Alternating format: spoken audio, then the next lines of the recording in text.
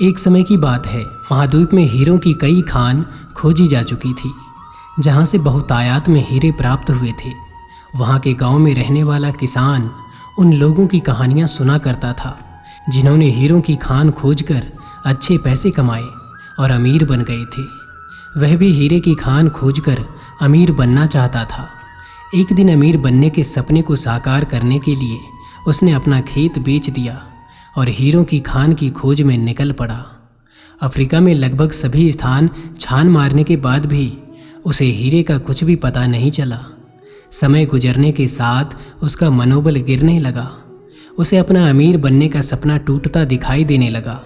वह इतना हताश हो गया कि उसके जीने की तमन्ना ही समाप्त हो गई और एक दिन उसने नदी में कूदकर अपनी जान दे दी।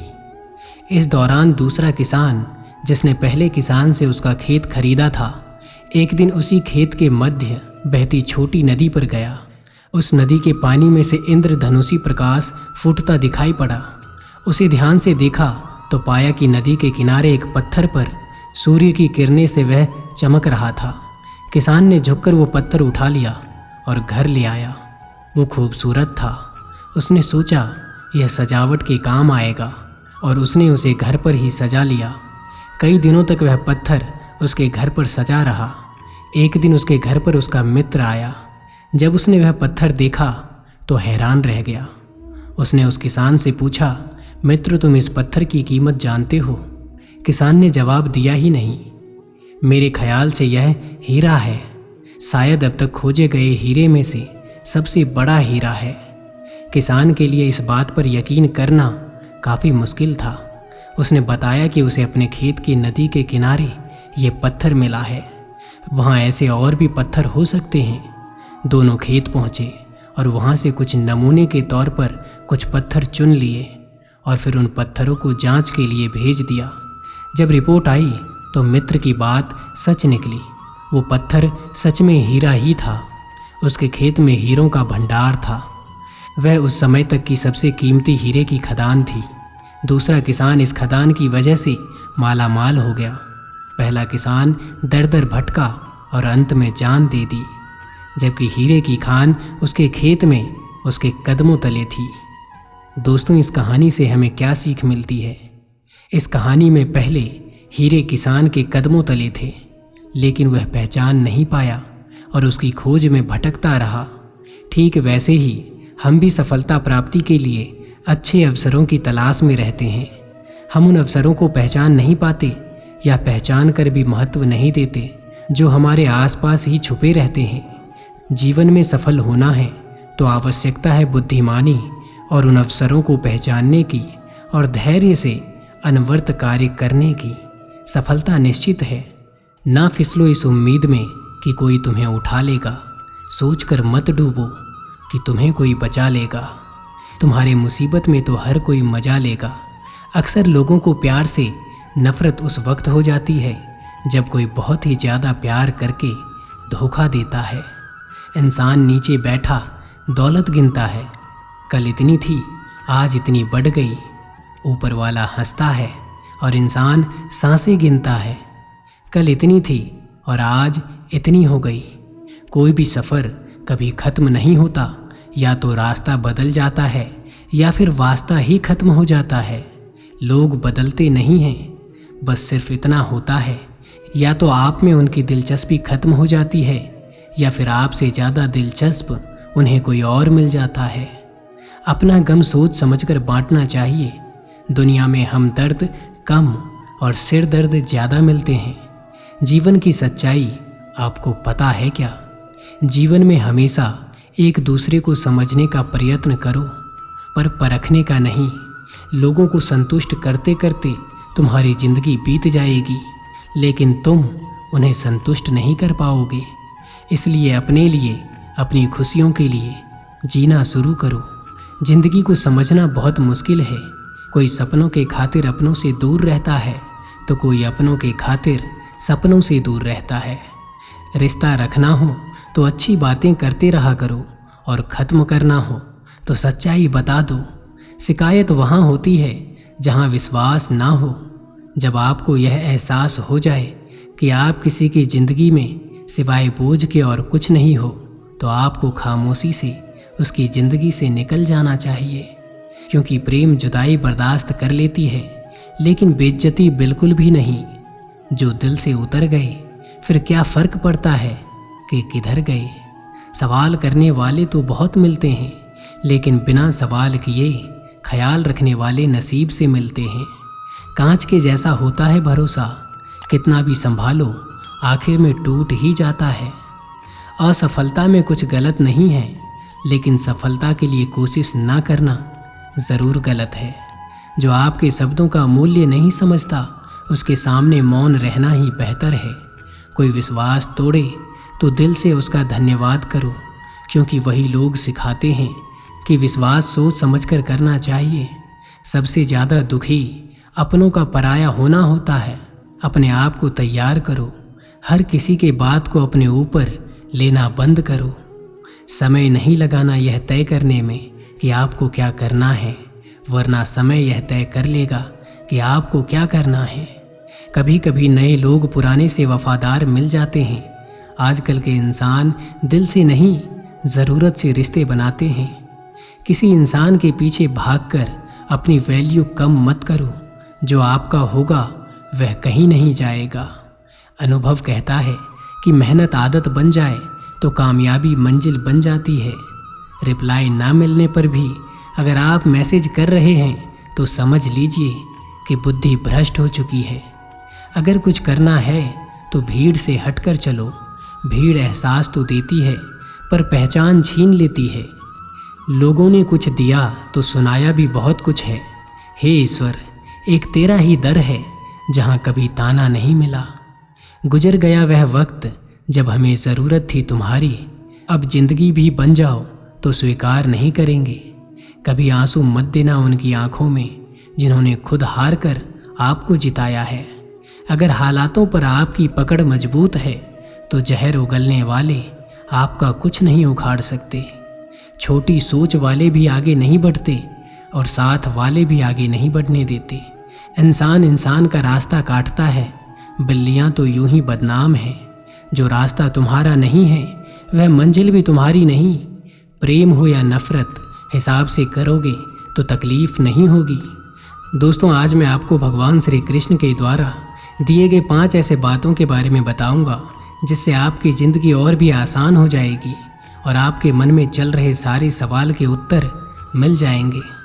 श्री कृष्ण कहते हैं, इंसानियत के सिवा इस दुनिया में कुछ भी नहीं रहता। इंसान जब पैदा होता है तब वो नंगा आता है, जब वो मरता है तब उसको ऐसे ही जला दिया जाता है, उसके साथ में कुछ भी नहीं जाता है। जिंदगी में आपको जो कुछ भी यहाँ आने पर मिला है वह आपके आने से पहले किसी और का था, और जब आप चले जाओगे तब वह किसी और का हो जाएगा। जो पैसे आपके पास हैं, जो नाम आज आपके पास है और जिस पोजीशन पर आज आप हो, उस पोजीशन पर आपसे पहले यहाँ कोई और था। आज भले ही आप हैं लेकिन कल कोई और आपसे छीन लेगा। दोस्तों, यही सृष्टि का नियम है और यह भगवत गीता की सबसे बड़ी सीख है जो हर एक आदमी को समझना चाहिए।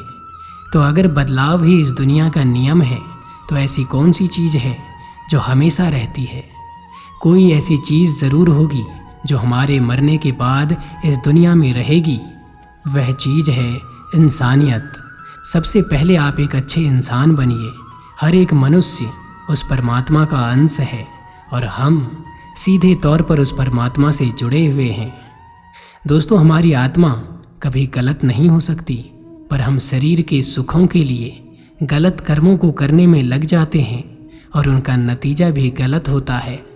आज हमारे पास जो कुछ भी है, चाहे हमारा प्यार हो, कोई रिश्ता या फिर पैसा या नाम हो, वह सब हमसे एक न एक दिन छिन जाएगा या दूर चला जाएगा। यही सृष्टि का नियम है। जो कल किसी और का था आज आपका है, लेकिन जो आज आपका है वह आने वाले दिनों के बाद किसी और का हो जाएगा। इसलिए किसी भी चीज़ का अहंकार ना करें और हर एक व्यक्ति के साथ आदर के साथ बिताएं। श्री कृष्ण दूसरी बात कहते हैं कि कर्म करो, फल की इच्छा मत करो। मनुष्य कर्मों के बंधन से बंधा हुआ है। हम एक क्षण भी बिना कर्म किए नहीं रह सकते। जब हम सोते हैं तब भी हमारा मन काम करता है। मनुष्य कभी कर्म के बिना नहीं रह सकता, लेकिन अगर जीवन में तरक्की करनी है तो मनुष्य को निष्काम भावना के साथ अपना कर्म करते जाना चाहिए। फल की कोई भी इच्छा नहीं रखनी चाहिए। जब भी कोई काम करते हैं तो हमेशा इस भावना के साथ करते हैं कि भविष्य में इस काम को करने से मुझे कुछ मिलेगा या नहीं। लेकिन श्री कृष्ण कहते हैं फल की इच्छा रखने से इंसान में कामुकता बढ़ती है और वह इंद्रियों के अधीन हो जाता है। इसलिए हमें कर्म योगी के सिद्धांत का अनुसरण करना चाहिए। कर्म योगी यानी बिना फल के काम करना चाहिए। बिना इच्छा कर्म करने का एक फायदा यह भी होता है कि आप काम पर ज़्यादा ध्यान दे पाते हैं। श्री कृष्ण तीसरी बात कहते हैं कि लोग क्या कहेंगे इस बारे में विचार करके ही कार्य करना चाहिए। यह गीता का सबसे क्रांतिकारी संदेश है, क्योंकि आज के मोटिवेशनल स्पीकर कहते हैं कि लोग क्या कहेंगे इसकी परवाह मत करो। लोगों का तो काम है कहना, लेकिन जो दुनिया के सबसे बड़े मोटिवेशनल स्पीकर हैं यानी कि स्वयं श्री कृष्ण, जब महाभारत में अर्जुन कहते हैं कि माधव यह सब मेरे चाचा ताऊ हैं, मेरे गुरु हैं, मैं इन्हें कैसे मार सकता हूँ, मैं युद्ध नहीं करूँगा, तो श्री कृष्ण कहते हैं हे पार्थ, मन की इस दुर्बलता को त्याग दो, नपुंसकता को प्राप्त मत हो, गांडीव उठाओ, युद्ध करो। क्योंकि अगर तुम युद्ध भूमि में आकर युद्ध नहीं लड़ोगे तो लोग तुम्हें युगों युगों तक कायर और डरपोक कहेंगे। तो श्री कृष्ण यहाँ अर्जुन से कह रहे हैं कि युद्ध नहीं करोगे तो दुनिया तुम्हें कायर कहेगी। इससे आप खुद समझ सकते हैं कि लोग क्या कहेंगे इस बात की परवाह करनी चाहिए, क्योंकि अगर किसी को लोगों के गलत कहने का भय नहीं होगा तो वह गलत और अनैतिक काम करने से पहले सोचेगा ही नहीं। तो अगर एक दो लोग आपको कुछ उल्टा सीधा कहते हैं तो उसको मत सुनो, लेकिन अगर सभी लोग आपको गलत बोलते हैं तो यह मत कहो कि लोगों का काम है कहना। अपने अंदर झांको और देखो कि आप कहाँ पर गलत कर रहे हो। श्री कृष्ण चौथी बात कहते हैं कि काम, क्रोध और लोभ नरक के 3 द्वार हैं। जब मनुष्य अपने कर्मों के फल का इच्छा रखता है तो उसके मन में काम की उत्पत्ति होती है। यह काम ही मनुष्य का सबसे बड़ा दुश्मन है, क्योंकि यही आग की तरह जलता रहता है। मनुष्य चाहे अपनी कामनाओं की पूर्ति का कितना ही प्रयास क्यों न कर ले, परंतु वह कभी काम को संतुष्ट नहीं कर सकता।